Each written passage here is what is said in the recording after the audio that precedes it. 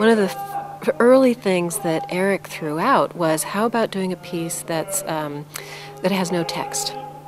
And that immediately appealed to me. I don't know that I would have done it on my own, but because he threw out the idea and it just completely resonated with me. You know, he said, treat the voices more like instruments. Well, that's the world I inhabit all the time, is instrumental music. So that idea was, you know, great to me. We are at the Shaughnessy on the College of St. Catherine campus for a really interesting collaboration between James Sewell Ballet, the male choir Cantus, and composer Mary Ellen Childs. All of them have long resumes and histories in the Twin Cities, but they've never collaborated and created work together.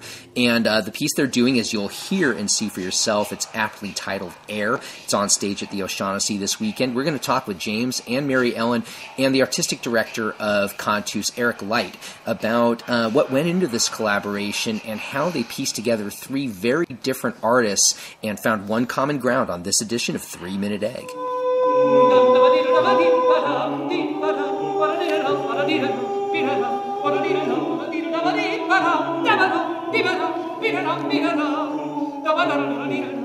I ended up seeing in my mind this evolution of these dancers, almost like we call them our petri dishes, in these little pools of light, and the singers are like scientists in a sense, and they're at a drop of something, and the dancers start to grow, and they breathe life into them, and they evolve, and it's sort of this little community that evolves and grows in terms of understanding themselves and how to interrelate with each other.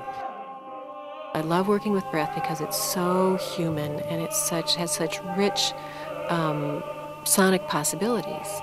So I decided to incorporate breath into the piece, and it really became the through line. It starts there, it ends there, it keeps coming back.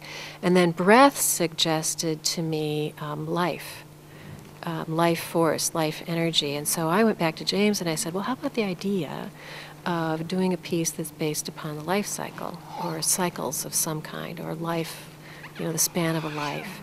And he loved that idea, and then he picked that up and kind of ran with it.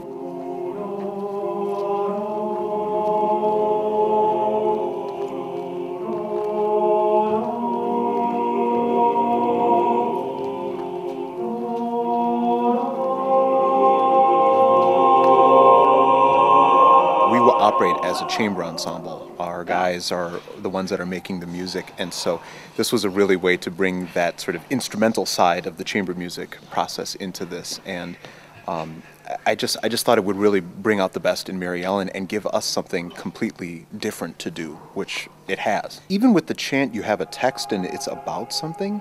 This piece isn't about anything, at least on the musical end, the way that we have it. So it's allowed a lot more room, I think, for our imaginations to go wild with the music and the sounds that we're doing.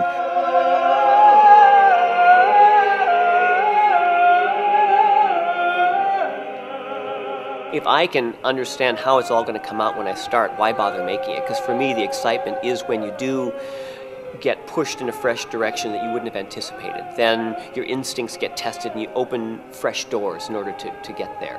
And so that does happen in collaboration. And as much as you feel like you know a composer, maybe what they'll do, that you're always surprised and pushed by that.